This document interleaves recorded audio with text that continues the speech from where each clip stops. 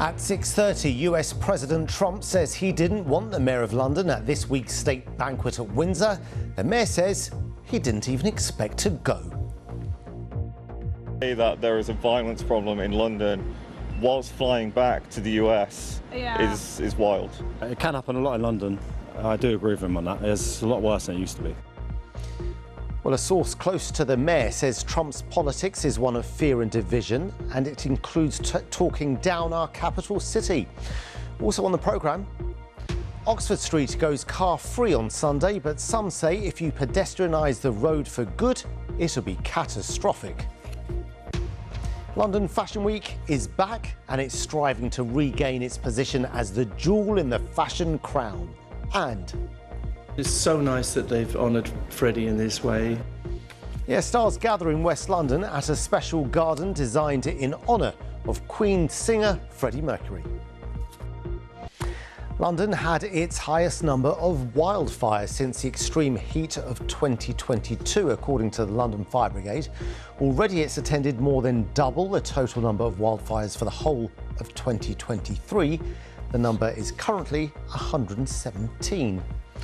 Transport for London say almost all unpaid ULEZ fines are coming from drivers who are repeat evaders.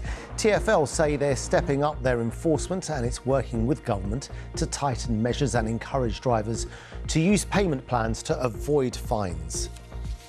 And drivers are being warned to plan ahead as two sections of the A3 in Surrey are to close overnight this weekend. The closure will be in place tonight and tomorrow night, affecting junctions either side of the M25.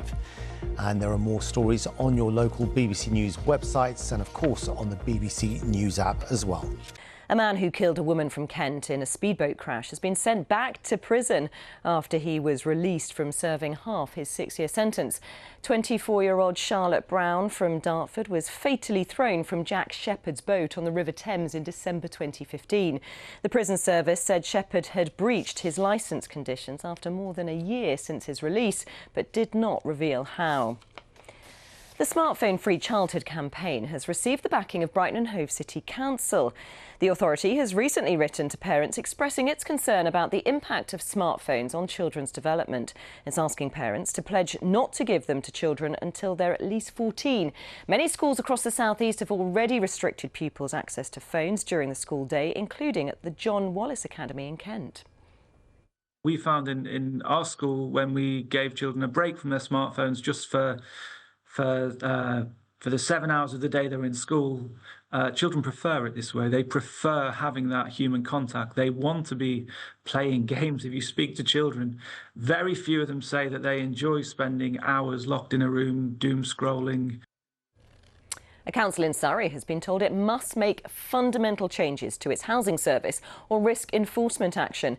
Townsbridge District Council has been given the lowest possible grade after an inspection by the regulator for social housing found very serious failings within its housing department. The authority, which has 2,400 homes, has accepted the ruling and says it has already begun work to turn things around. Gritting lorries operated by East Sussex Council will be put through their paces this morning ahead of the winter. The authority says it's a chance for the team to check everything is in place for the arrival of cold weather. The dry run doesn't involve any salt being spread on the roads, but allows drivers to familiarise themselves with their routes in advance of the winter. Around 10,000 tonnes of salt is stored at the county's 5 highways depots. US President Donald Trump has said he didn't want the London mayor at the state banquet hosted by the King at Windsor Castle. Speaking to reporters on Air Force One while heading home, Mr Trump described Sir Sadiq Khan as among the worst mayors in the world. He said the mayor had wanted to attend the event, but Mr Trump asked that he not be there. The BBC understands that Sir Sadiq did not seek or expect an invite. Small businesses in the West End say the mayor's pedestrianisation of Oxford Street will be catastrophic. Some businesses in Soho are concerned about deliveries, but the mayor says pedestrianising the street will rejuvenate it and establish it as a global leader for shopping, leisure and outdoor events. That's not how some businesses see it. As a trader, as a small business owner, as a man who's in his business every day, 6 days a week, from that point of view, it's catastrophic. Why? What we do is work with small farms. We bring eggs and butters and milks and creams in from different farms from different parts of the country regularly every week. And if we can't cross into Berwick Street, the immediate concern is not being able to function. Now, almost all unpaid ULEZ fines are coming from drivers repeatedly evading paying. That's according to Transport for London, who say they're stepping up enforcement against those refusing to pay. Newly released data shows 94% of unpaid ULEZ fines come from persistent evaders. TfL says it's working with the government to tighten measures.